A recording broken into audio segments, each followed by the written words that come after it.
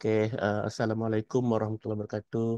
Salam sejahtera yang saya muliakan, Dr. Haji Mustafa bin Abdul Majid, penceramah penceramah kita pada malam ini.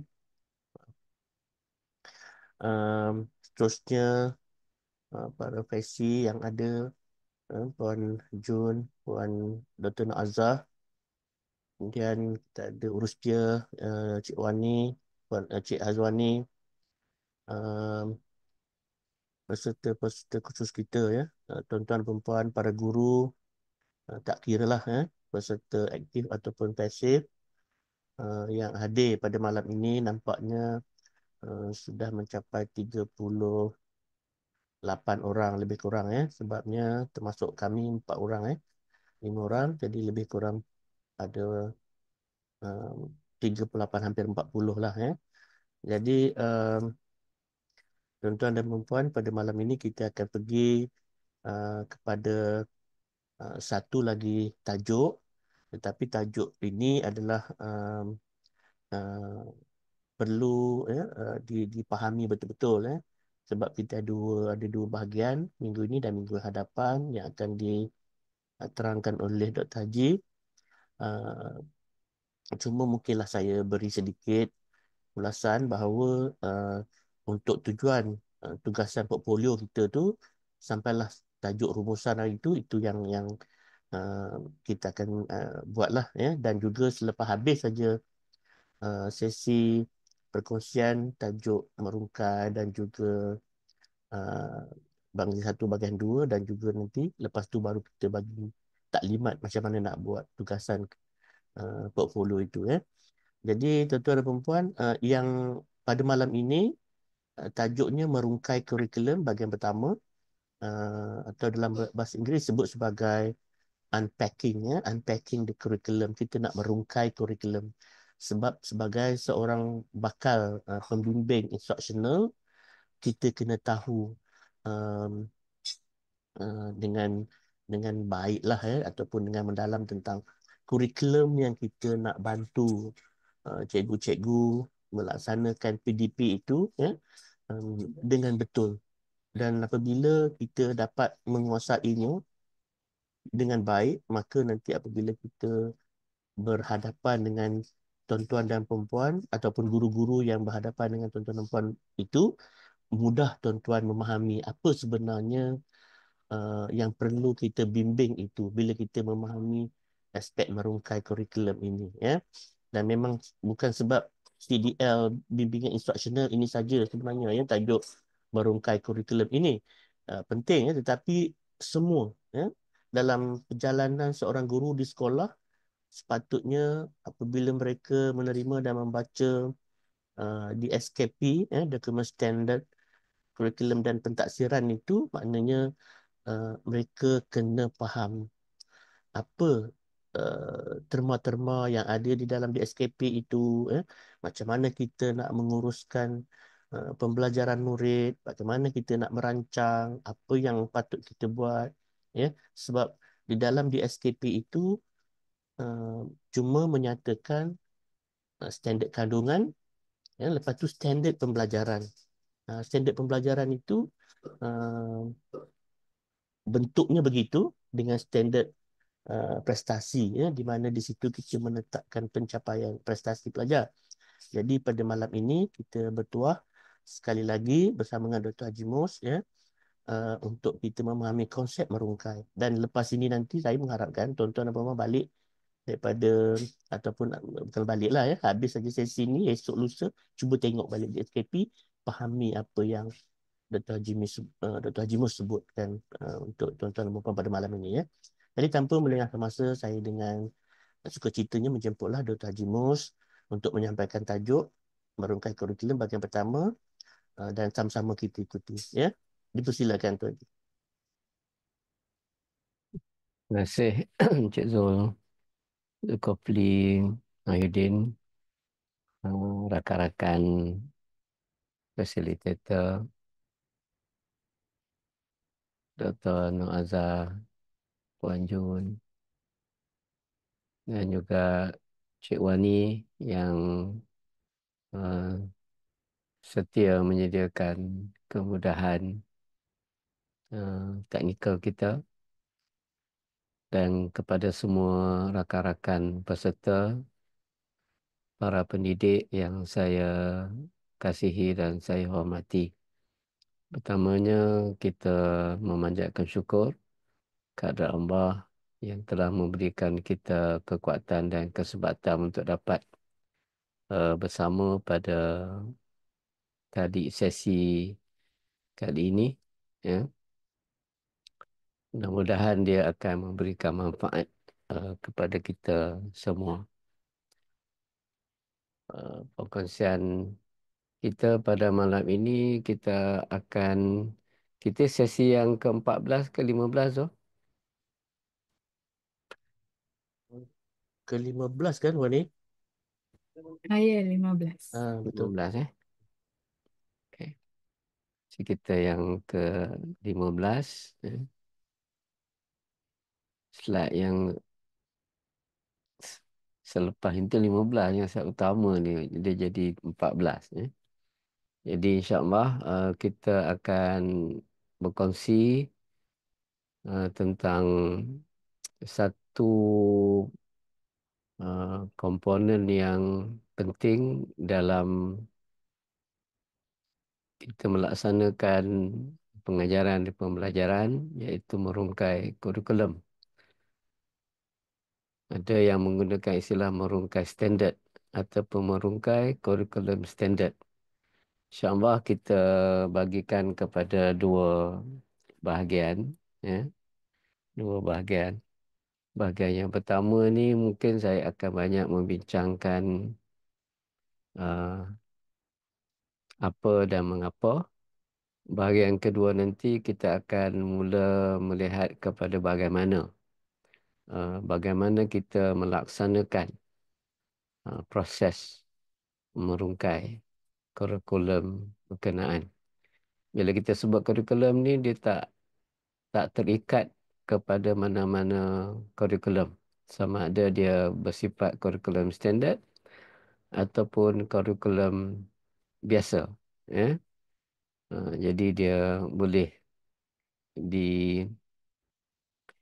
diguna pendekatan yang akan saya kongsikan nanti. Dalam sesi ini, dia akan merangkum, sesi ini saya rangkumkan bahagian pertama dan bahagian kedua. Nanti bergantung kepada masa yang kita ada. Ini adalah merangkum sesi pertama dan kedua. Kita akan banyak memberikan fokus kepada struktur. Ada subjek, ada mata pelajaran yang mempunyai struktur pengetahuan. Ada mata pelajaran yang mempunyai struktur proses. Okay. Dan bagaimana dalam kurikulum itu sebenarnya dia menunjukkan perkembangan pembelajaran. Dan kita akan cuba untuk melihat bagaimana kita boleh menghasilkan hasrat pembelajaran dan kriteria kejayaan daripada kurikulum berkenaan. Dalam masa yang sama, kita juga boleh menjana soalan-soalan penting, the big idea. Dalam kita merancang proses pembelajaran, kita akan menggunakan pendekatan backward design. Backward design. Dan akhirnya, saya akan kongsikan bagaimana kita boleh mengumpulkan semua hasil proses merungkai itu ke dalam satu plan yang kita namakan sebagai plan pembelajaran ataupun learning plan. Hasrat pembelajaran saya pecahkan kepada dua bahagian. Pada malam ini, insya-Allah, kita akan fokus kepada kita melihat kepada apakah dia merungkai kurikulum itu dan mengapa ianya perlu dilakukan ataupun dilaksanakan. Ya. Jadi perkara yang pertama yang kita akan beri tumpuan nanti ialah dari segi uh, apakah asas-asas pertimbangan untuk kita merungkai kurikulum. Mengapa adalah satu perkara yang penting untuk kita merungkai kurikulum? Apakah pertimbangan dia? Okay. What are the consideration, ya, yang menyebabkan pentingnya proses merungkai tersebut. Okay. Kemudian saya belajar mengenai mata pelajaran yang berasaskan struktur pengetahuan dan struktur proses. Nanti kita kena lihat ada perbezaan dari segi struktur sesuatu mata pelajaran itu. Ada yang berasaskan struktur pengetahuan, okay, knowledge structure dan juga proses structure. Jadi kita akan lihat nantilah. Dan kita cuba untuk saya cuba untuk apa nanti menerangkan sikit sebanyak tentang proses penggunaan template, dan kita cuba untuk menjelaskan kenapa dalam konteks ini kita menggunakan hasrat pembelajaran, okay, selain daripada objektif pembelajaran. Kita menggunakan hasrat pembelajaran, okay, dan kriteria kejayaan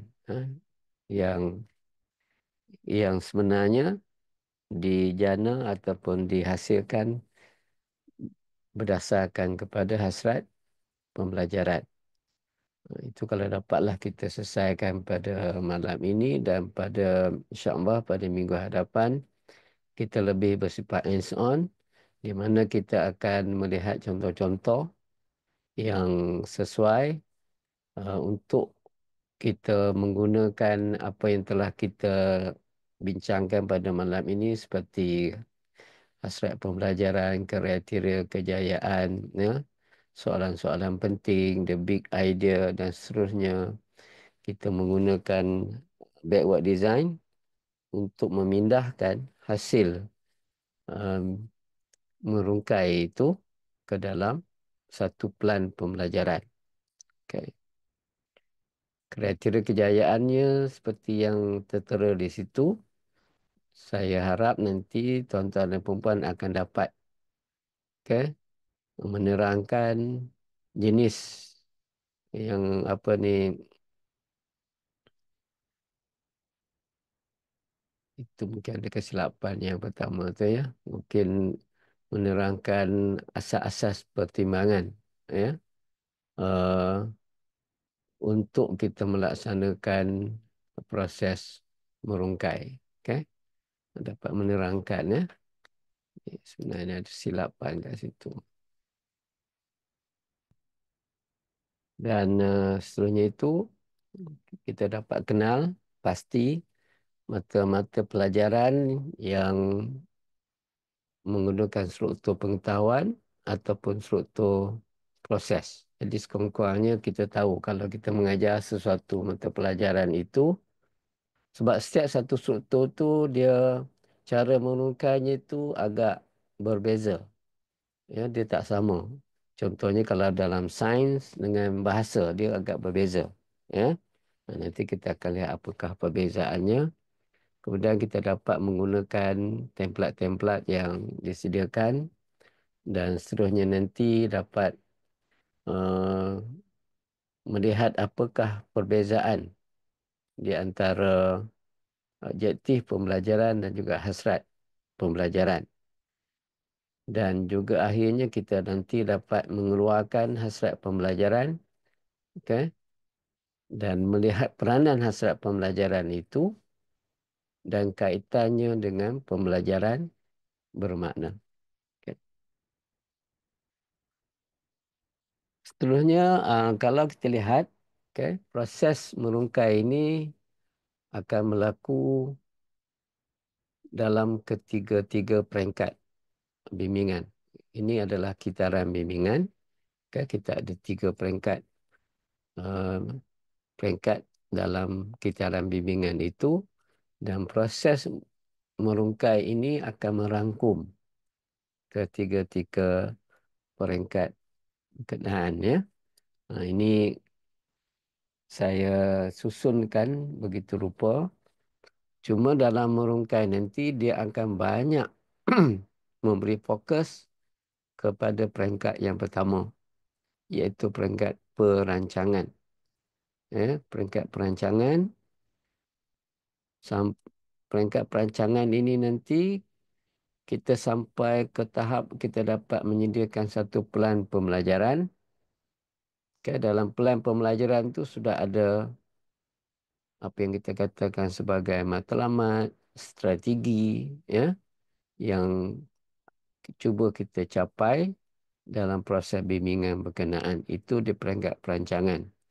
Kemudian kita akan gunakan pelan pembelajaran itu untuk tujuan persediaan apa yang perlu dilakukan oleh guru untuk melaksanakan pelan pembelajaran tersebut, dan sampai ke peringkat pelaksanaan di mana kita akan melihat pelaksanaan 3 peringkat.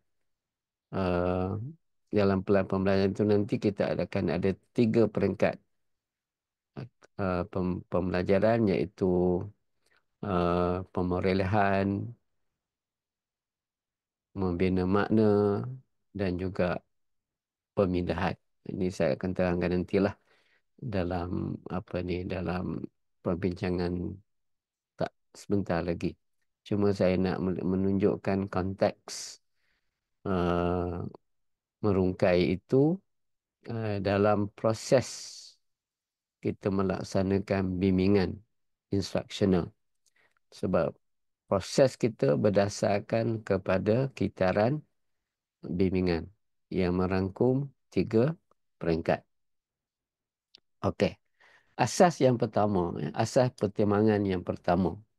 Ini saya sandarkan kepada rujukan-rujukan yang tuan-tuan dan puan-puan boleh buat semakan ataupun pembacaan lanjut. Ya. Dia bukan datang daripada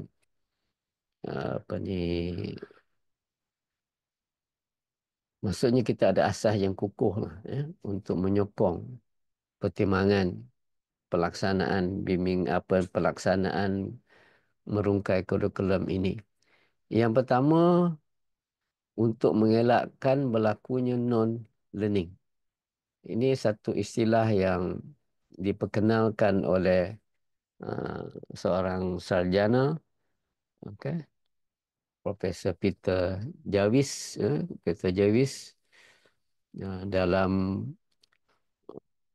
buku yang terkenal, iaitu International Handbook of Learning. Dalam buku tersebut ada beberapa koleksi tulisan. Salah satu tulisannya yang ditulis oleh Peter Jarvis ini yang menerangkan tentang satu fenomena yang berlaku dalam proses pengajaran dan pembelajaran, yang beliau sebut sebagai non-learning. Maksudnya bukan not learning, ya, non-learning.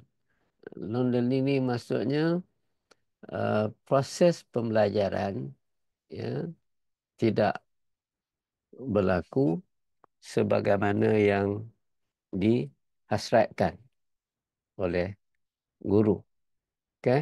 Bukan bermaksud dia kata anak-anak itu tidak belajar apa-apa. They have not learned anything. Dia kata not learn anything. They have not learned anything. Bukan begitu maksud dia. Tetapi menurut beliau, dalam realiti, mungkin anak-anak itu banyak belajar. Cuma masalahnya ialah dia tidak belajar apa yang dihasratkan oleh guru. apa yang ditetapkan oleh guru. Dia belajar benda lain. Okey? Kita nampak dia belajar, dia buat apa yang kita suruh buat, dia baca apa yang kita suruh baca, tetapi dia tak belajar apa yang kita hasratkan. Nah, itu yang disebut sebagai non-learning. Ya, dia belajar perkara lain. Okay. Sebab tu dia katakan matlamat dan objek, ya, aims and objective, ya, were not fulfilled in the and this was the way that non-learning was perceived. Okay. Dia tidak berlaku, ya, tidak dapat, hasrat itu tidak dipenuhi ataupun tidak dicapai. Okay.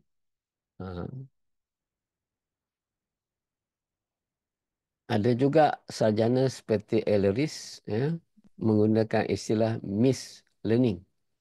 Dia belanja, dia tak tak kena pada sasaran. Macam kita menembak lah kan. Kita kena sasaran.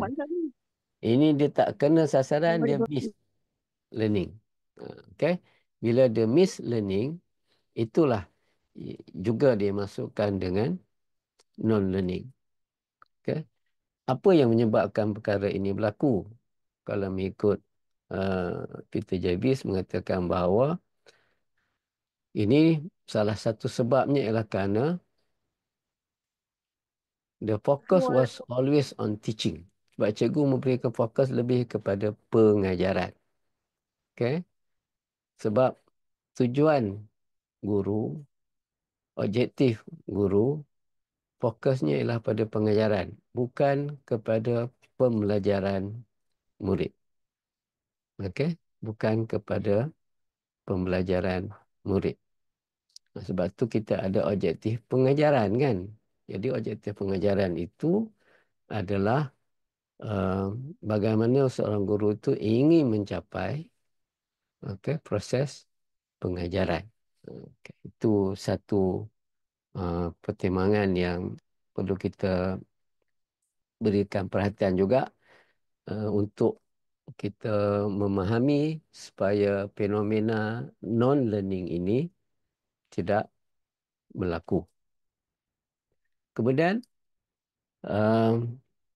satu lagi pertimbangan, ya, yang menarik yang dikemukakan oleh dua orang sarjana, ya, iaitu Grant Wiggins dan juga J. McTighe. Okay. Buku mereka ialah Understanding by Design. Ini buku yang banyak mempengaruhi cara saya berfikirlah tentang kurikulum dan cara kita mendekati kurikulum. Ini buku yang sangat menarik. Okay. Ini di antara saya punya rujukan utama lah, ya. Ketika saya ketika saya cuba untuk memahami proses merungkai ini. Malah istilah unpacking the curriculum itu pun saya petik daripada kedua-dua sarjana ini. Okay. Ada juga sarjana yang lain yang menggunakan istilah dia tak menggunakan unpacking, dia menggunakan unwrap the curriculum. Dia gunakan unwrapping the curriculum. Yang miss pula nama dia. Itu pun saya banyak juga bacalah buku-buku yang tulis oleh beliau. Saya lupa nama penulis tersebut. Kalau diingatkan saya akan sebutkan balik. Menurut Grant Wiggins dan juga McTighe. Grant Wiggins dah meninggal, ya. Dia meninggal 2015. Secara mengejutlah. Ya. McTighe masih ada lagi. McTighe masih wujud dan masih aktif menulis. Dia mengatakan bahawa terdapat dua kesilapan dari segi kita mereka bentuk pengajaran dan pembelajaran. Kesilapan. Tapi mereka menggunakan istilah sins, dosa. Ada dua dosa. Ya. Dosa berganda lah. Dua dosa yang berkait dengan proses pengajaran dan pembelajaran. Yang pertama dia kata ialah dari segi wujudnya kelemahan dalam mereka bentuk pengajaran, dari segi menetapkan matlamat, menetapkan hasrat pembelajaran.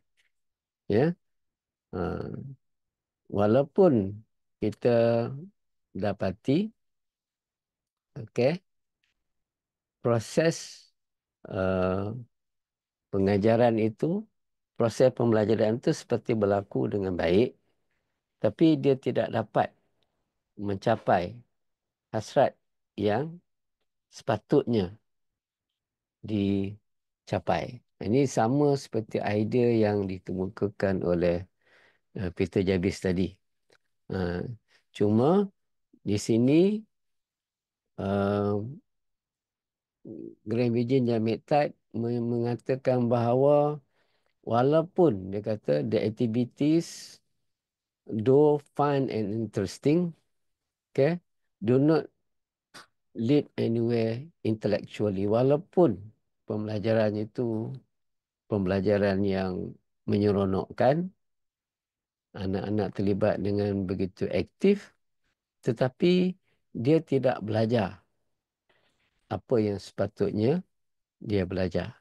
Okey, ini satu penyataan mereka lah, ya. Dan saya pun nampak kalau perkara ini kita tidak berikan perhatian dari segi menetapkan matlamat dan menetapkan hasrat dengan betul, ianya juga boleh berlaku dalam pengajaran di bilik darjah kita. Okay.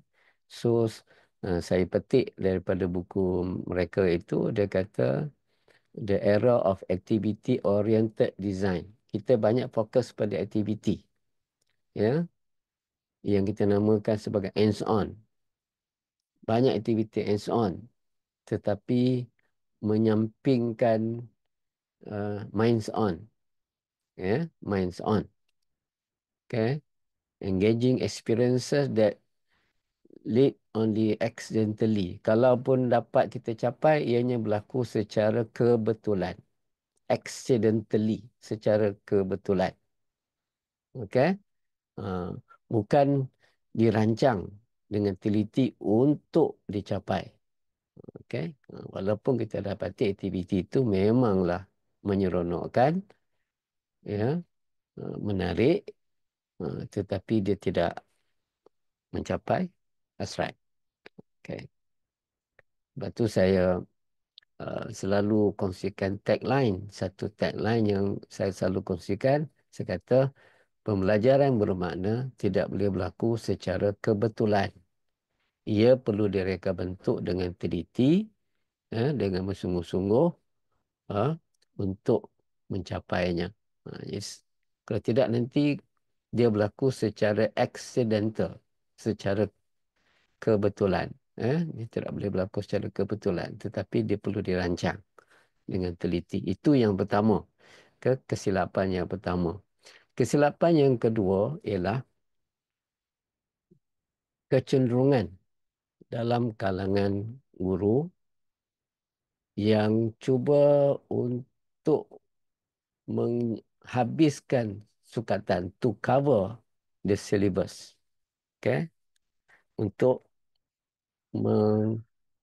menyelesaikan, untuk menghabiskan apa yang ada dalam kurikulum itu, dalam syllabus itu, tanpa kita memberikan perhatian yang bersungguh terhadap pembelajaran anak-anak. Yang penting, ya, kita dapat selesaikan kurikulum, dan apa yang kita lakukan hanyalah meminta anak-anak itu untuk mengumpulkan fakta-fakta yang telah disenaraikan dengan nota-nota dan sebagainya, dan bahan-bahan yang disediakan untuk anak-anak dibekalkan bagi menghadapi ujian ataupun peperiksaan. Dia tidak memberi fokus kepada kepahaman. Sebab tu tajuk buku tu kan Understanding by Design. Kepahaman melalui reka bentuk. Maksudnya kepahaman tu perlu dirancang. Ya. Sebab tu dia kata no guiding intellectual purpose or clear priorities frame the learning experience. Keyword kat situ ialah learning experience. Nanti saya akan terangkan kenapa kita gunakan istilah learning experience. Okay. In neither case can the student see and answer just a question as this. What is the point? What is the big idea here? Okay. Sebab tu kalau kita duduk dengan anak-anak, kita tanya, hari ni belajar apa? Okay, hari ni belajar apa? Kita tak tanya, hari ni buat apa? Soalan yang betul ialah kita tanya dia, hari ni awak belajar apa? Saya kalau duduk dengan cucu-cucu saya akan tanya soalan tu lah.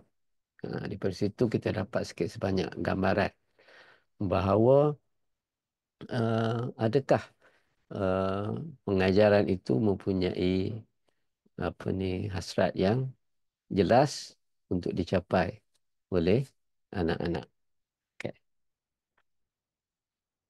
Itu pertimbangan yang kedua. Baik. Pertimbangan yang ketiga. Ini yang saya katakan tadi ialah pengalaman pembelajaran. Saya selalu tanya soalan kepada rakan-rakan guru, bolehkah kita mengawal pembelajaran anak-anak? Bolehkah kita mengawal pembelajaran murid-murid kita di bidik darjah? Boleh respon lah dekat chat tu. Kalau boleh, kata boleh. Kalau tidak, kata tidak. Okay? Kenapa boleh, kenapa tidak? Okay? Ada respon ke Zul? Ada je. Cikgu Ali Ahmad Wong ada sebut boleh, dia kata. Oh, boleh Ha, ha. hebat Cikgu Ali. Cikgu Ali rasanya aku tak salah. Okey, bagus. Hebat Cikgu Ali dia boleh mengawal pembelajaran anak-anak. Okey. Tak apalah, nanti saya terangkan sedikit. Tak apa, itu semua mungkin kita punya persepsi kita. Ya. Tapi apa dijelaskan oleh dua orang sarjana ini, iaitu Nilan dan juga Krishna, ini profesor dalam bidang sains, learning science. Learning science. Science of learning science. Ini dua orang profesor ni. So, dua-dua ni sangat kritikal. Kalau baca buku dia, dia banyak mencabar pemikiran kita. Dia kata, istilah pengalaman pembelajaran itu datang, dia kata apabila kita mempunyai idea bahawa kita tidak boleh, we can't design learning per se, we can only design experiences. Kita tak boleh mereka bentuk pembelajaran. Yang kita boleh mereka bentuk ialah pengalaman pembelajaran. Kenapa? Sebab dia kata pembelajaran itu berlaku di dalam diri anak-anak. Dalam pemikiran anak-anak. Kalau kita kata dalam otak, dia berlaku dalam otak anak-anak. Macam mana kita nak kawal? Okay? Kalau kita boleh kawal, senang tu. Okay? Senang baik tu. Dia tak begitu. Ya? Dia pengalaman pembelajaran itu kita boleh rancang. Kita boleh reka bentuk. Dalam bentuk aktiviti, tugasan. Ya? Tetapi anak-anak yang mengalami pengalaman itu akan melakukan proses pembelajaran dalam diri mereka. Mungkin ini jugalah di antara mafhum. Ada satu ayat Al-Quran mengatakan Tuhan tidak merubah diri sesuatu kaum. Tidak merubah sesuatu kaum kecuali kaum itu merubah apa yang ada dalam diri mereka. Pada diri mereka, dalam diri mereka. Ya. So, ianya merupakan satu sunnatullah. Satu fitrah manusia. Kalau kita nak berjaya, kita kena merubah diri kita sendiri. Ya. Mesti berusaha begitu. Ya. Jadi, dalam konteks ini, apa yang akan kita lakukan ialah kita akan mereka bentuk pengalaman. We can only design certain learning experience to support or facilitate learning. Kita boleh mereka bentuk pengalaman pembelajaran untuk menyokong dan mempermudahkan pembelajaran. Okey, jadi pengalaman tu banyaklah. Okey, kita tahu bahawa pengalaman pembelajaran ini mempunyai dimensi yang agak luas. Nanti kita akan tengoklah bagaimana perkara-perkara tersebut boleh kita berikan perhatian. Okey. Sebab tu dia kata kat situ, sepatutnya dalam kita menyediakan pengalaman itu, dia perlu memberikan penegasan ataupun memberikan tumpuan, emphasis, that learning is affected by person involvement, pelibatan in or exposure to something. Perlu terlibat ataupun perlu didedahkan. Okay? Dalam aktiviti, dalam tugasan. Okay? Sebab tu dia katakan juga learning can be experienced in many ways. Banyak cara. Ya? Banyak cara secara individu, secara kumpulan. Okay? Boleh berlaku secara hands on, minds on. Sekarang ni ada istilah hearts on. Variety of context, and that learning is a journey. Ianya adalah satu perjalanan. A process.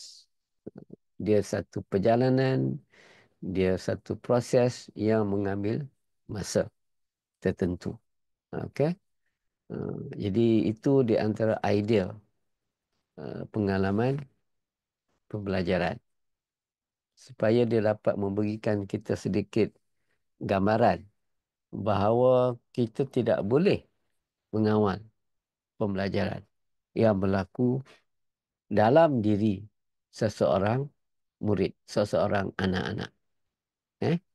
Ini dikukuhkan lagi oleh pertimbangan kita yang seterusnya itu, sebagaimana disebut oleh Daniel Willingham. Ya.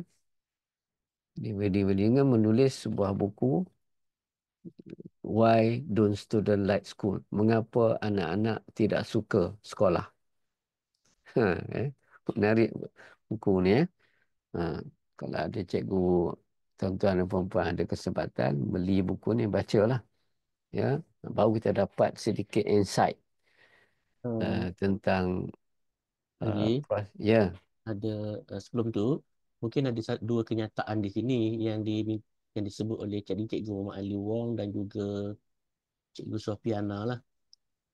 Kalau Cikgu Muhammad Ali kata tadi, maksud yang kita terangkan, apa maksud kita tak boleh mereka bentuk pembelajaran, tapi kita mereka bentuk pengalaman. Dan dalam tulisan itu juga menyebut bahawa kita mungkin kita kata nak mereka bentuk pengalaman tu satu perkara yang susah juga kan, tetapi kita boleh memandunya, membawanya kepada kita kaitkan dengan Peter Jarvis tadi tu. Dia kata kalau hands on tanpa minds on tu dia tak dapat standard learning tu kan, dia cuma kita kata kebetulan. Jadi tak dirancang betul-betul. Cumanya yang Cikgu Ahmad Ali kata, kalau tindakan macam yang kita kata boleh kawal ke tidak boleh pembelajaran itu. Jadi Cikgu Ali Wong kata kalau tindakan pembelajaran murid salah atau kurang tepat, guru perlu nasihat, perlu dibetulkan. Itu kepahaman Cikgu Wong begitu. Dan Cikgu Sufiana pula kata, kita reka pembelajaran dan memastikan mereka alami atau lalui agar mereka benar-benar belajar. Yang hands on or minds on tu tepat kenyataan katanya. Jadi kalau Haji boleh ulas ke kenyataan itu untuk sikit, boleh ke? Jadi Ataupun nanti sikit nanti lagi. apa ni? Nanti saya terangkan idea yang dikemukakan oleh Daniel Willingham ni dulu.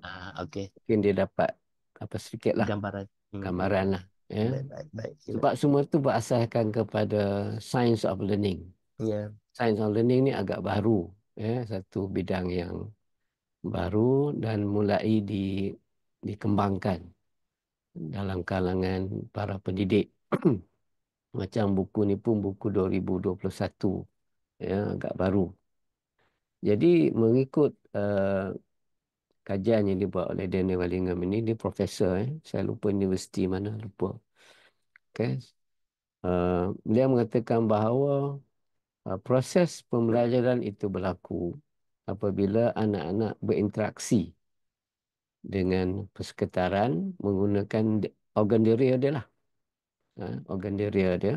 Sama ada dia dengar, lihat, ya, rasa dan sebagainya. Sebab tu untuk menyebabkan proses pembelajaran itu berlaku, dia perlukan kepada tumpuan. Tumpuan. Attention. Ya. Sebab tu bila kita nak belajar, kita perlu ada menyediakan kesediaan mental sebagainya itu. Dulu kita biasa gunakan istilah apa Zul? Set induksi. Set induksi Ya, apa ya. jugalah. Pengetahuan sedia ada, prior knowledge. Maksudnya set induksi itu kita menyediakan satu persekitaran yang mana anak-anak boleh memberikan tumpuan. Boleh Ha, mengaitkan. Dia kena beri tumpuan dulu Zul. Ya, ya, betul. Persekitaran tu tak mengganggu dia memberi tumpuan. Kalau dalam keadaan yang hingar-bingar, pikuk, jadi Tak boleh macam fokus. mana nak beri tumpuan? Ya. Kan? Jadi beri tumpuan ni kita perlukan suasana yang kondusif. Jadi bila beri tumpuan, jadi segala isyarat-isyarat yang diperolehi oleh deria tadi, organ deria tadi itu akan dimasukkan di dalam ingatan kerja, working memory, ingatan kerja. Okey? Di dalam ingatan kerja dimasukkan isyarat-isyarat tersebut. Sebab kita kena ingat bahawa ingatan kerja ni dia mempunyai kapasiti yang terhad. Sebab dia tak boleh simpan isyarat-isyarat itu dalam tempoh yang lama. Dia boleh simpan dalam beberapa saat ataupun beberapa, kalau nak kata jam pun boleh lah, beberapa jam. Lepas tu dia akan hilang. Ya. Contohnya kalau kita tanya diri kita, saya tak mau tanya sesiapa lah. Tanya diri kita, kita semayang Jumaat tadi, rakaat yang pertama imam baca surah apa? Boleh ingat tak? Bagi yang semayang Jumaat lah. Jadi mungkin kita ingat, ada yang ingat, ada yang tak ingat. Bergantung kepada bagaimana kita mendengar. Kan? Bagaimana kita memberi tumpuan. Okay? Kalau kita beri tumpuan, kita faham apa yang dia baca itu, mungkin dia boleh simpan lama sikit.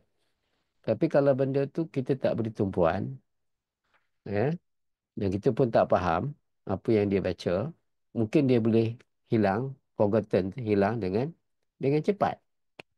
Begitu juga dengan proses anak-anak kita di dalam bilik belajar.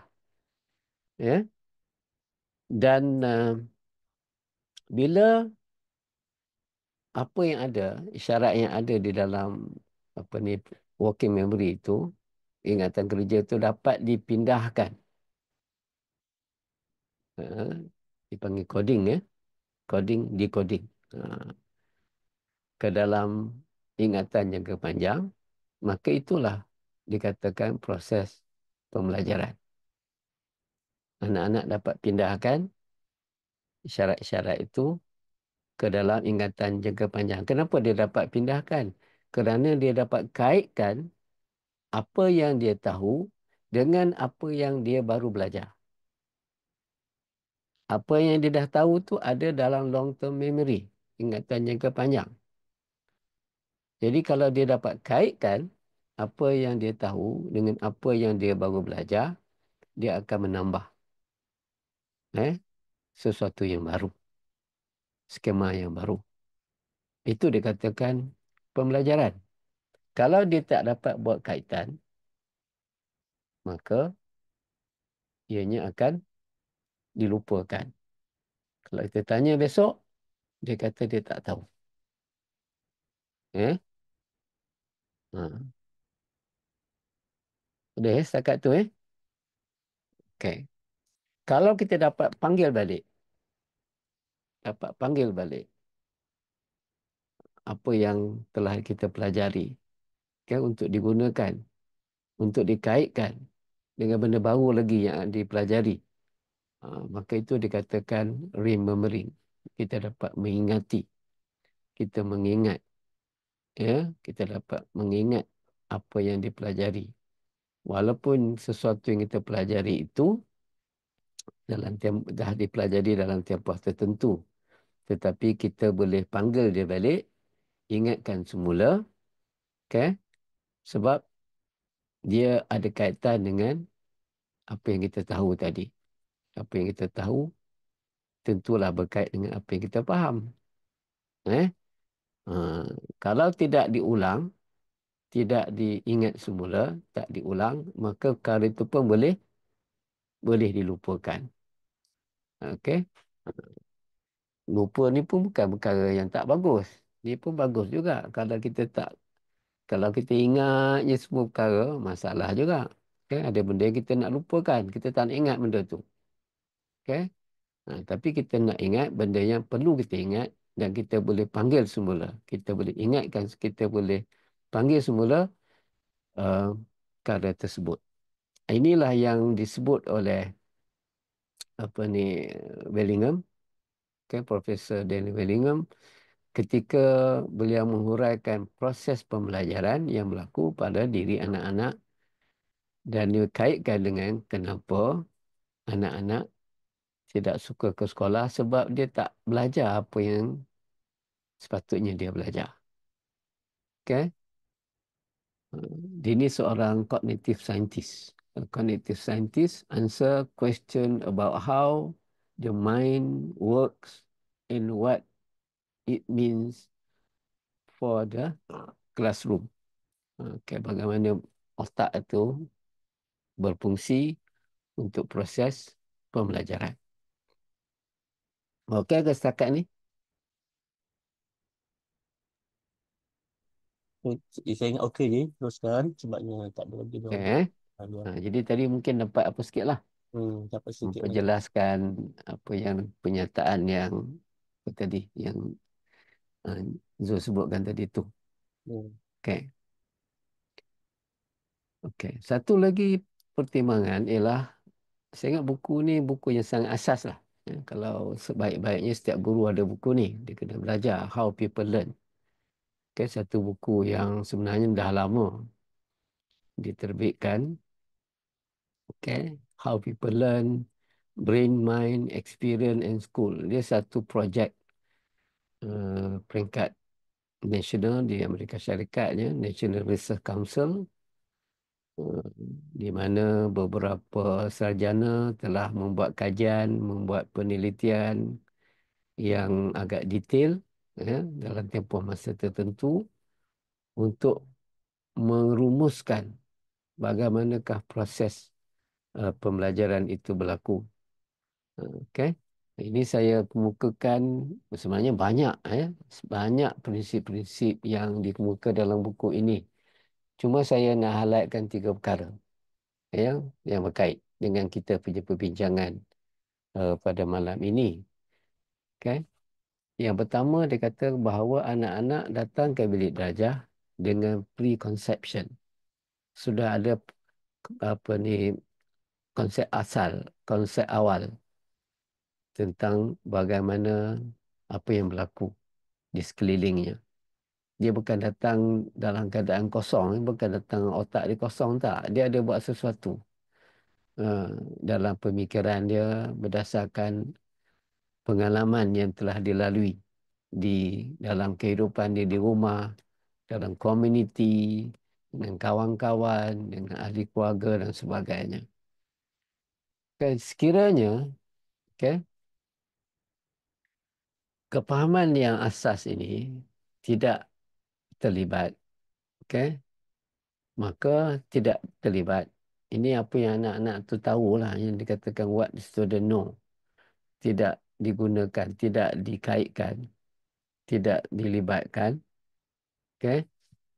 Mereka mungkin gagal untuk memahami konsep-konsep baru ataupun maklumat yang baru diajar.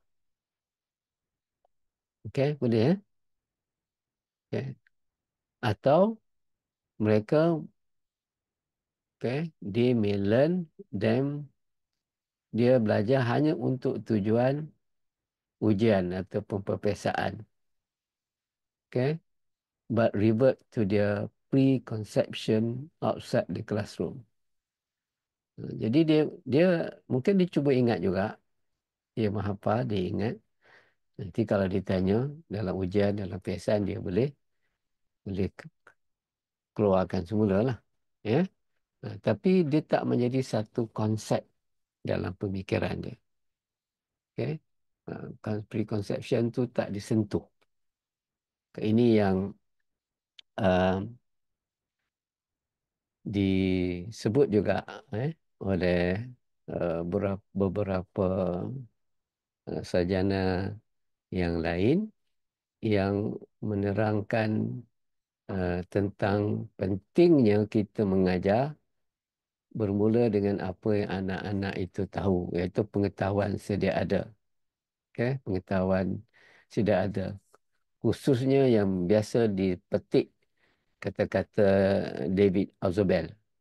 David Azobel seorang sarjana pendidikan. Dia biasa dipetik dalam dia punya artikel mengatakan bahawa if you ask me to summarize learning, how learning happen, in one word, dia kata the word is start from what the student know. Bermula dengan apa yang anak-anak itu tahu. Itu kata-kata yang menarik lah daripada David Azobel. Saya ingat kebanyakan guru dia ada pernah dengar ni, David Azobel ni, seorang sarjana pendidikan. Itu prinsip yang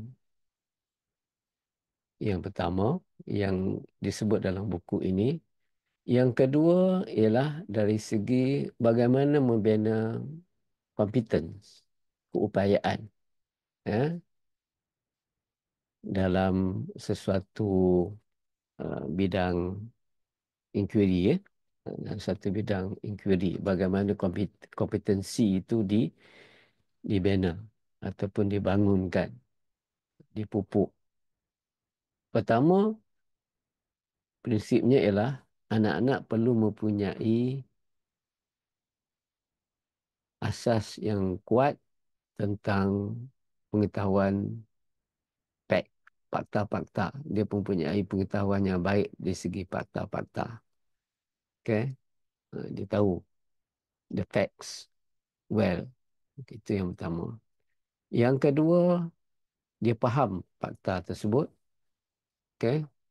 Dan dia faham fakta tersebut dan dapat mengaitkan fakta itu dengan idea, dengan idea dalam konteks conceptual framework, dalam kerangka konsep.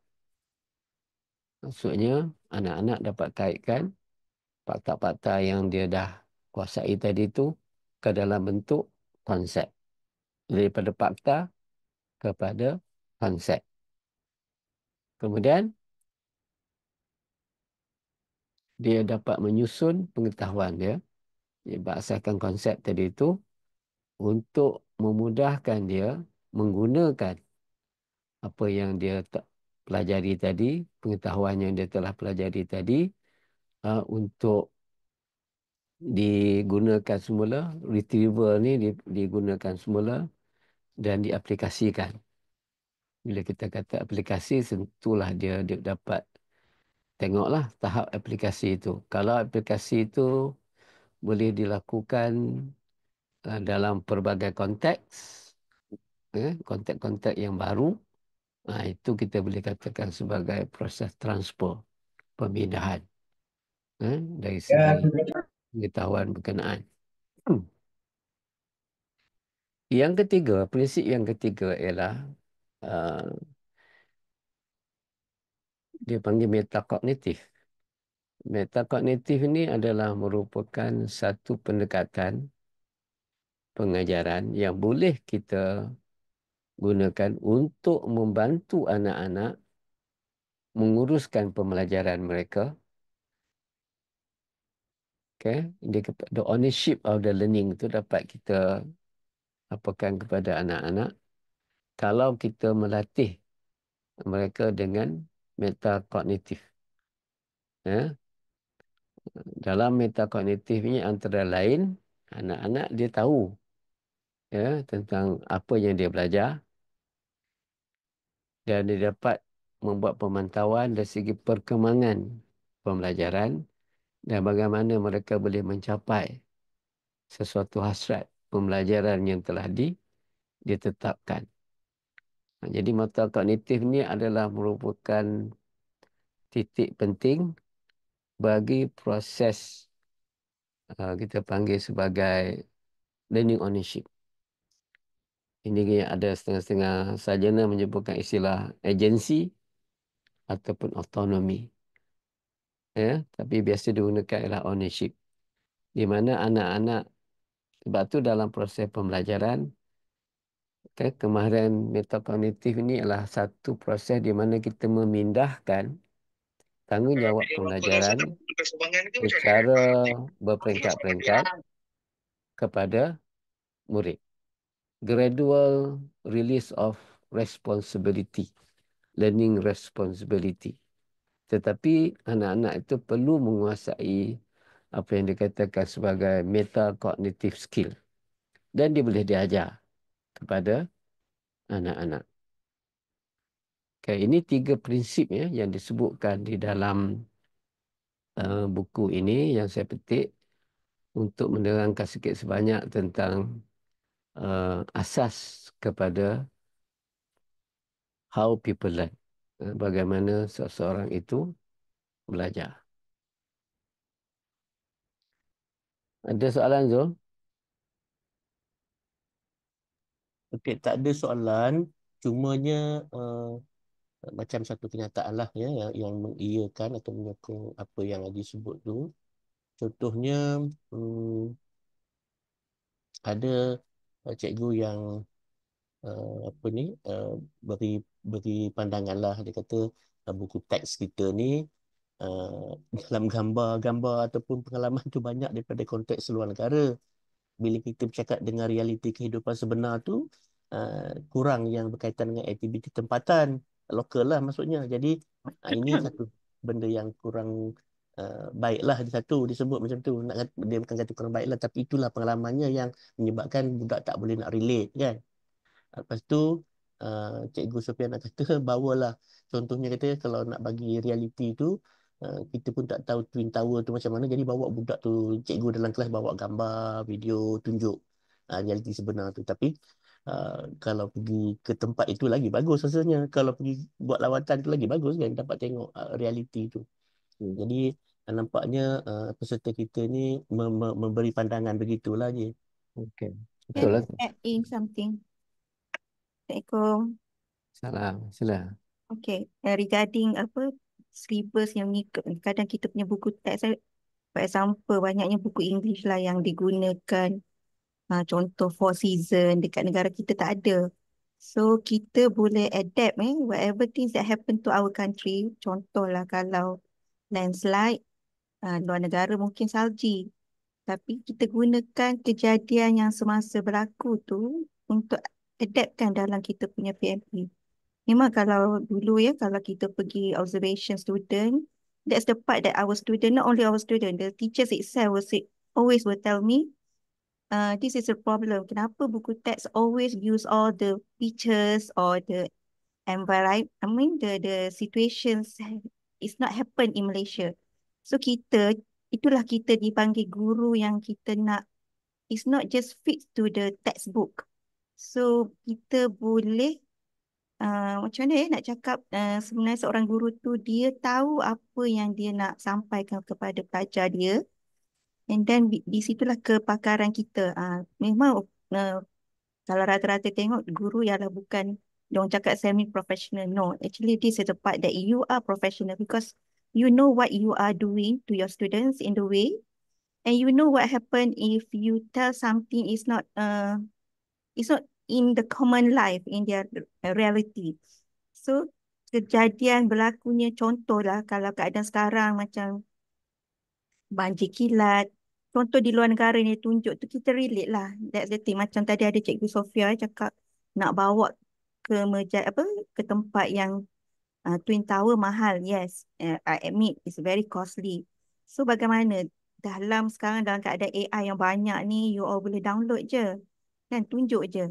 Memang kalau you dekat sekolah luar bandar tu boleh kata mungkin contoh ya, saya dulu dekat Pulau Pinang, ada yang tak tahu pun apa Jabatan Pulau Pinang pun ada yang tak pernah lalu kalau cikgu tak bawa. So kita bawa. Sekarang macam dulu saya ada buat kajian ya, kita buat quarter part.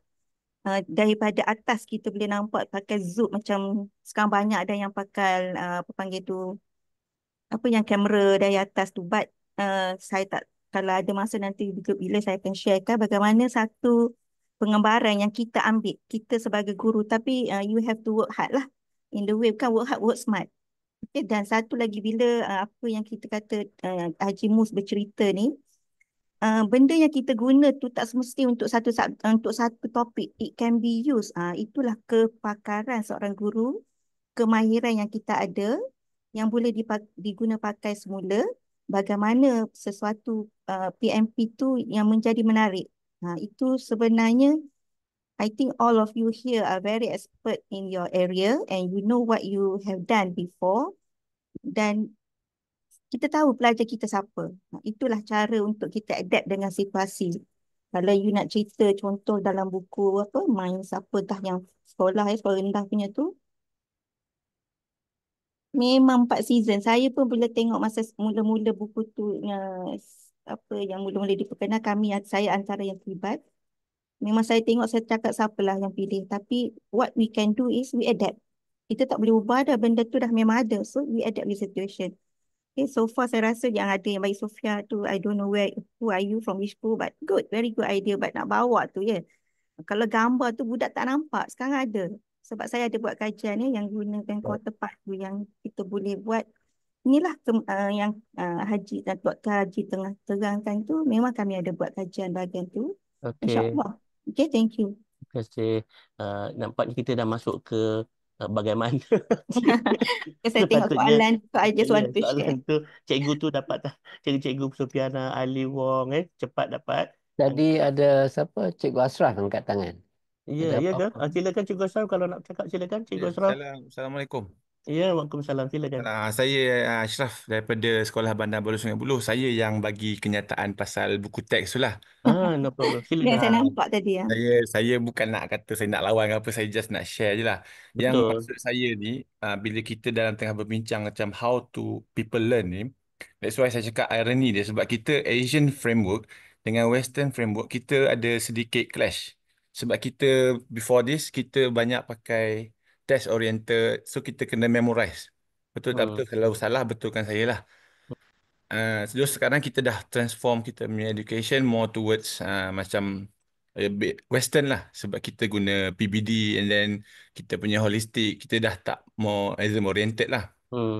Saya rasa that's a good punya, orang kata, progress lah in terms of kita punya education. Cuma dia Hmm. punya, jadi bila kita cakap pasal kita how people learn from apa previous punya experience tu, so kita dah jadikan macam kena hafal balik sebab budak dah tak boleh relate dengan macam cikgu cakap kan, macam four season kan. So it's very impossible untuk kita bagi budak experience rather than tengok video ataupun buat macam material lah. So itu yang saya cakap, mungkinlah ada lag sikit ataupun mungkin cikgu-cikgu macam saya ni kurang bantuan ke apa ke, saya tak tahulah. Jadi saya rasa macam uh, itulah jadi macam masa macam tak apa best sikit lah. Ha, Itu je lah. okey, tak apa Cikgu Ashraf. Tak apa. Ini satu idea. You punya persepsi, you punya pengalaman itu sangat berharga bagi kita semua di sini. So we Minta can maaf do. lah, saya No, saja no share je problem. lah kan. It's Okay, okay, okay. no problem. Yes, okay. Ada satu lagi. Terima kasih Cikgu Ashraf di atas pandangan. Okay, Kita ada Cikgu Sophia. Silakan Cikgu Sophia. Ada Cikgu Sofiana angkat tangan. Sila. Itulah Cikgu Sophia itulah. Silakan Cikgu Sophia. Sofiana. Ada on Betul. mic. Sekejap katanya. Okay. Sekejap. Okay. Nanti kalau apa boleh apalah boleh Okey. Nanti boleh boleh interrupt, tanya boleh balik lah. interrupt saya tak ada Okey. masalah. Okey, Sebab teruskan tu Ji. perbincangan ni sebenarnya it's not easy. Ya. Okay. Bukan satu perkara yang mudah. Tapi Hmm. saya mau tak mau saya apakan kuatkan hati untuk berkongsi dengan tuan-tuan dan puan-puan. Kadang-kadang kita rasa very challenging. Hmm. Ya. Jadi sebenarnya saya pun masih lagi membimbing guru-guru, rakan-rakan guru di sekolah dan dapat memahami lah kekangan dan juga cabaran yang dihadapi. Tetapi kita boleh buat secara berperingkat-peringkat, insya-Allah. Jadi daripada buku ni, kalau sebenarnya saya ada sediakan dia punya penerangan untuk bagi setiap prinsip tu ada dia punya sokongan kajian-kajian yang telah dilakukan. Okay. Tapi saya tak apalah. Saya tak berhasrat untuk pergi satu persatu agak detail. Saya ingat 3 prinsip yang saya terangkan tadi tu dah cukup memadai untuk memberikan kita sedikit gambaran. Yang pertama, kita mesti dalam proses pembelajaran, kita mesti mengambil kira pengetahuan sedia ada anak-anak. Dan libatkan apa yang telah mereka tahu. Saya ingat saya pernah bagi contoh beberapa kali contoh ya, di mana anak apa saya dapat contoh ni pada Datuk Amin juga. Dia kata ada kes anak-anak di pendalaman Sabah tu dia bawa pergi ke Kota Kinabalu, ya, bawa ke Tanjung Aru untuk tengok. Tanjung Aru tu laut, tepi laut, pantai kan. Jadi ada anak-anak yang ikut dalam rombongan itu mengeluarkan satu kenyataan. Kenyataannya ialah, oh, besar betul kolam ini, dia kata. Okay. Dia kata, dia nampak laut tu, dia kaitkan dengan kolam. Sebab kolam itulah yang dia biasa jumpa. Kalau air banyak tu dalam sesuatu kawasan, Hmm. biasanya Kat kolam. rumah dia lah kot. Kat rumah dia ke Ada mana. kat rumah dia ke, kat kampung dia, kat tempat Hmm. dia ke. Dia tak pernah tengok laut. Ya. Jadi dia kaitkan kolam tu dengan laut. Sebab yang dia tahu ialah kolam. Hmm. Jadi itu proses dia belajar lah. Hmm. Maksudnya dia akan cerita apa yang dia tahu.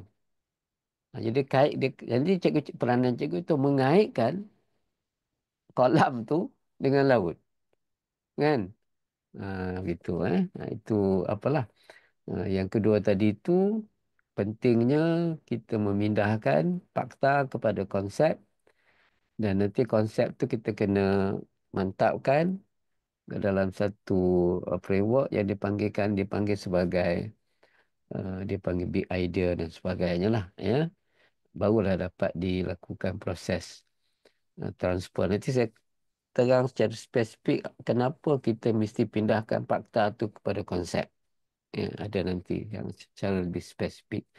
Dan yang ketiga ialah kepentingan kita berusaha sangat Mungkin agak kita tak ada satu, sebenarnya saya sedang menulis juga modul berkaitan dengan metakognitif ini. Sebab ada satu kemahiran yang sangat penting yang perlu kita lakukan lebih awal. Kalau anak-anak dapat menguruskan pembelajaran ini di peringkat lebih awal, itu lebih baik.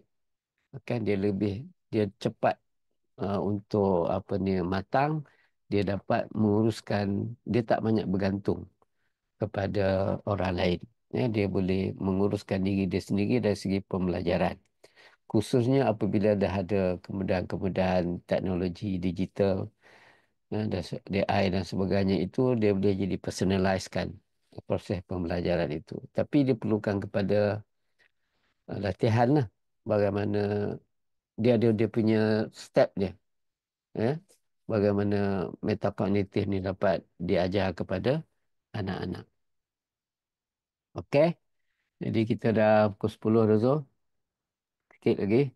Ya, dah Ha. 10:04 Saya lah. ambil daripada perspektif apa sikit. Ni daripada tadi kita banyak dengar barat. Ha?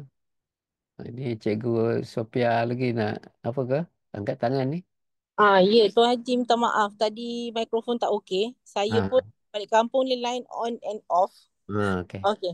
Bismillahirrahmanirrahim. Assalamualaikum dan salam sejahtera kepada sahabat-sahabat maya saya pada malam ni. Berkenaan dengan isu isi buku teks tu, memang kalau saya tengok mula-mula pun saya nak mengajar, saya pun jam lah. Tapi bila kita bertenang, kita rujuk beberapa sumber, sebenarnya contoh macam saya ni dari Gomusang. So anak-anak Gomusang ni agak terpencil lah. Dan biasa anak-anak murid saya pun kalau daripada Gomusang nak Tanah Merah tu pun memang perkara besar lah. Kalau ada anak asli pula, kalau dari Kuala Betis nak ke Pasar Malam tu pun perkara besar. Jadi tuan-puan semua boleh bayangkan mentaliti mereka di mana ya. Okey, jadi kalau untuk mengajar anak-anak ni, saya akan bawakan mereka pengalaman tu ke dalam kelas. Tayangkan video tu, cerita. Jangan pergi pada isi pelajaran yang tepat lagi lah. Kita cerita dulu tentang pengalaman Twin Tower tinggi besar mana. Dan satu lagi perkongsian saya untuk Cikgu Ashraf yang saya rasa memang sangat-sangat cikgu yang committed. Kita boleh pergi pada ID Delima, dekat situ ada, kalau kita explore, ada satu tu Arkib Negara. Dekat situ kita boleh bawa anak murid kita ke situ. Pergi ke Muzium Negara ke, dekat situ ada juga apa nama ni? Rumah Tan Sri P. Ramlee, kalau tak salah saya lah, kalau ingatan saya ni betul lagi lah. Kemudian ada beberapa lagi bangunan yang kita perlukan kos untuk bawa anak murid kita tu, kita boleh ajak dia pergi secara maya. Dan kalau nak menceritakan tempat-tempat tu, pengalaman tu, kita jangan pergi terus pada isi pelajaran. Cakap, okey hari ni cikgu nak bawa ke Kuala Lumpur secara maya. Okey, kemudian kalau berkenaan dengan musim tu, anak murid kita ni sebenarnya lebih advance. Kita ada TikTok, Facebook. Jadi kalau kita sebut 4 musim tu, dia tahu. Ada musim luruh, kan, musim salji. Sebab anak-anak orang asli ni, kalau kita tengok rumah dia dah nak runtuh, tetapi piring Astro tetap berdiri megah. Jadi dia ada sumber pengalaman di situ.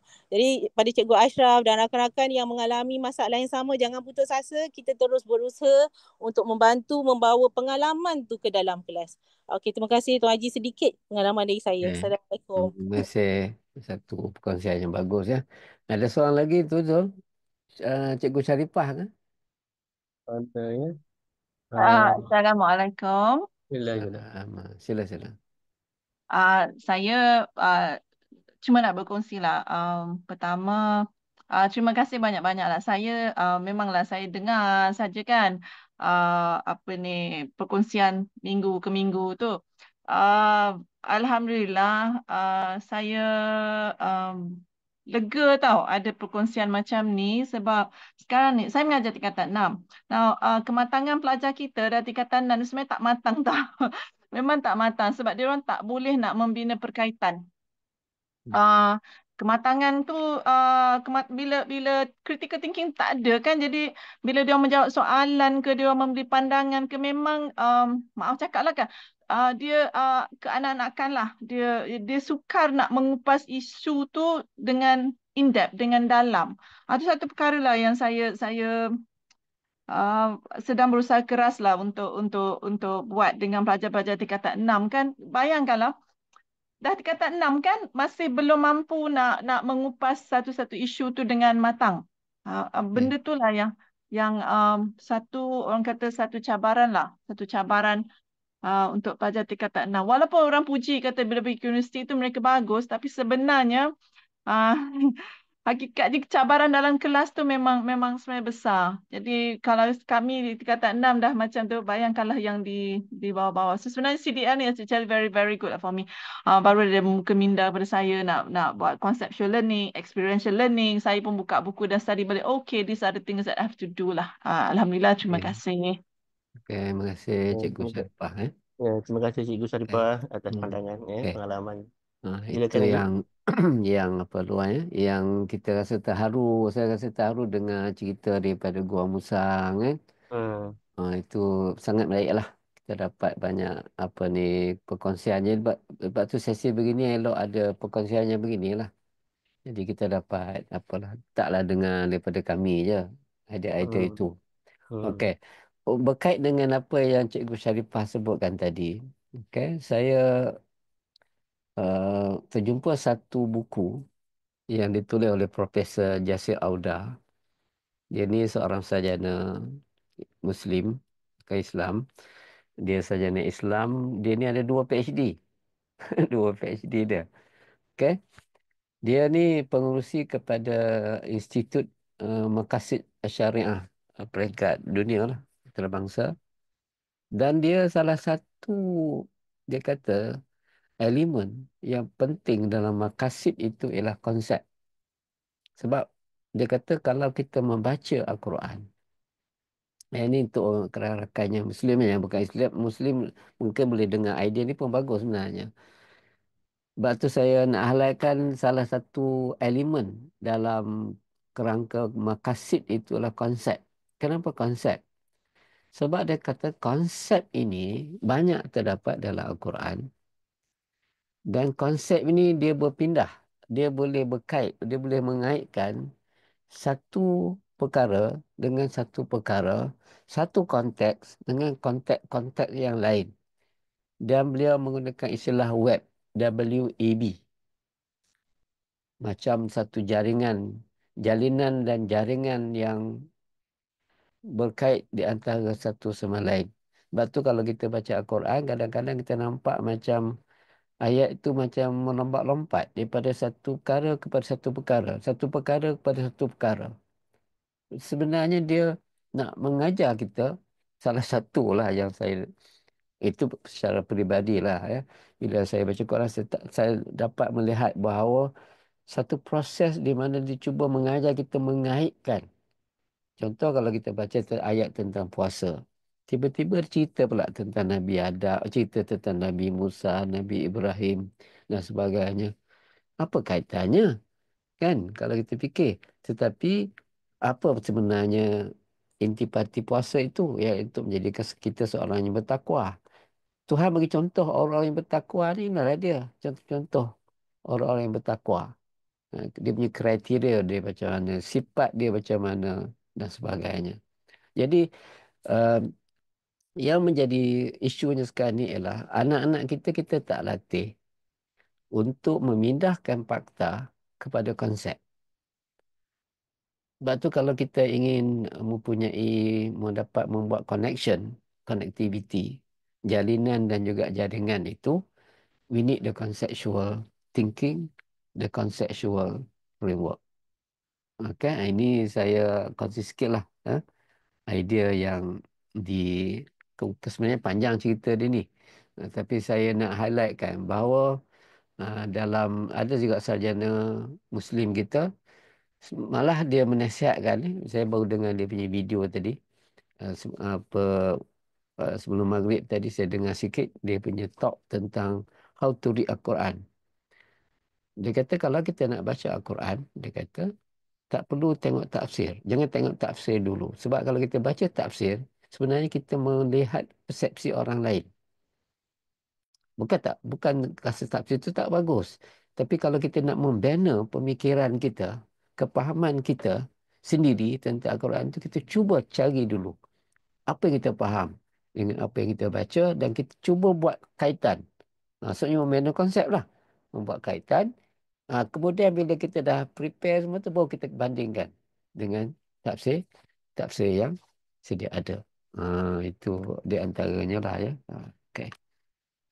Saya ingat dapat sedikitlah gambarannya. Tadi kalau kita tengok prinsip yang dikemukakan oleh apa tadi, oleh apa ni, buku How People Learn tadi tu, dia ada kata perlu kaitkan fakta tu menjadi konsep. Okay. Sikit gitu Ya, ya. Sikit lagi sebelum saya apa kena sambung bahagian kedua ni. Baik. Ada satu lagi idea yang kami banyak promosikan di CDL. Ini hasil perbincangan saya dengan Datuk Dr. Amin. Kami bincang lama juga idea ni. Di mana dia ada 3 ruang. 3 ruang yang penting dalam pembelajaran. Pertama kita kata ialah ini idea ni kita petik daripada idea hybridity theory oleh Homi Bhabha. Homi Bhabha ni seorang social engineer, sosiologi, seorang yang pakar dalam sosiologi, mengkaji tentang kesan pengaruh penjajahan terhadap sesuatu masyarakat atau komuniti. Dia ada ruang-ruang dia lah, ruang penjajah, ruang masyarakat tempatan dan sebagainya. Jadi dia mengkaji perkara itu. Jadi kami petik idea dia itu di mana tadi kita tahu anak-anak dia ada ruang dia. Kita panggil ruang peribadi. Ruang peribadi anak-anak. Setiap anak-anak tu ada ruang peribadi masing-masing. Ini yang menjadi cabaran kepada kita sebagai seorang pendidik. Okay? Kita ada 40, 30 orang anak-anak. Dan maksudnya ada 30 ruang peribadi yang perlu kita santuni, yang perlu kita ambil kira. It's very challenging. Bukan mudah jadi cikgu ni kan. Memang sangat mencabar. Sebab tu dikatakan tugas yang paling berat di atas muka bumi lah menjadi cikgu. Ini kajiannya dibuat oleh 3 orang profesor. Saya tu tak sempat saya nak share lah hari ni. Dan ruang yang kedua adalah ruang kurikulum. Apa pengetahuan, apa kemahiran yang kita nak sampaikan kepada anak-anak. Jadi yang paling baik ialah kita mencantumkan kedua-dua ruang itu untuk menjadi ruang yang dipanggil ruang ketiga. Kita cantumkan apa yang ada dalam kurikulum dengan apa yang anak-anak itu ada. Pengetahuan sedia ada dia lah. Ataupun apa yang dia tahu. Kita cantumkan. Bila dia bercantum, maka dia jadilah satu ruang pembelajaran bermakna. Maksudnya anak-anak dapat mengaitkan apa yang ada dalam kurikulum dengan apa yang telah dia alami. Ataupun apa yang dia dah tahu. Ini agak menarik lah. Ini kita panggil kita panggil ruang pembelajaran bermakna ya. Jadi kita mencantumkan ruang peribadi anak-anak dengan ruang kurikulum yang memang kita dah rancang dan dia akan menjadi lebih bermakna. So, saya ingat saya ada banyak hari ni sebenarnya tapi Ya, saya berhenti dulu lah baik. setakat ni. Ya. Untuk untuk merumus, saya ingat tak boleh nak rumus ni sebab Tak apa, masa ada bahagian kedua nanti je kita. bahagian kedua tantah nanti kena pergi bahagian ketiga lah, mana tahu kan. Hmm. Kalau tengoklah kita keadaan Okey. nanti. Jadi Ya. apa yang saya cuba nak highlightkan di sini ialah apabila kita mempunyai sedikit sebanyak latar belakang tentang konsep the learning of science of learning ini, kan dia ada dua, satu science of learning, satu lagi adalah learning sciences. Science of learning dan learning sciences. Jadi kita sikit sebanyak kita dapat gambaran sedikit sebanyak tentang apa sebenarnya pertimbangan-pertimbangan yang perlu kita ambil kira dalam kita memindahkan apa yang terdapat dalam kurikulum kepada proses pembelajaran anak-anak. Jadi pertimbangan-pertimbangan itu nanti akan saya terangkan insya-Allah dalam kongsikan dalam bahagian yang kedua dan dengan contoh-contoh beberapa mata pelajaran lah. Dengan contoh beberapa mata pelajaran mungkin dapat memberikan sikit lah kejelasan di situ.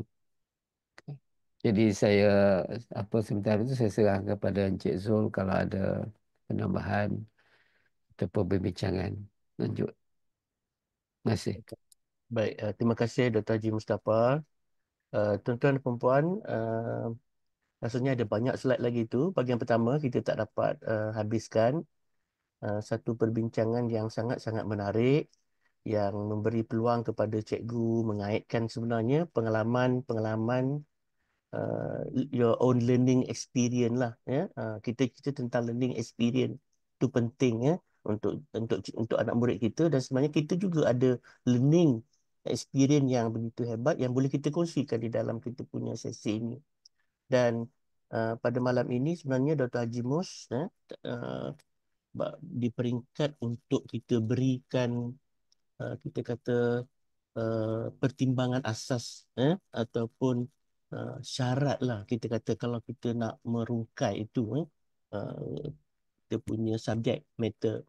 Dan bila kita berbincang, kita mendengar apa yang Haji kongsikan berdasarkan kepada buku-buku dan pemikir-pemikir akademik yang disebut tadi contohnya macam Peter Jarvis, lepas tu kita ada Daniel Wellington dan beberapa orang lagi tu, maka kita rasa kepahaman kita tu semakin bertambah dan berdasarkan kepada kajian-kajian itu juga menunjuk bahawa itulah senario yang sebenarnya berlaku dalam konteks bid darjah kita.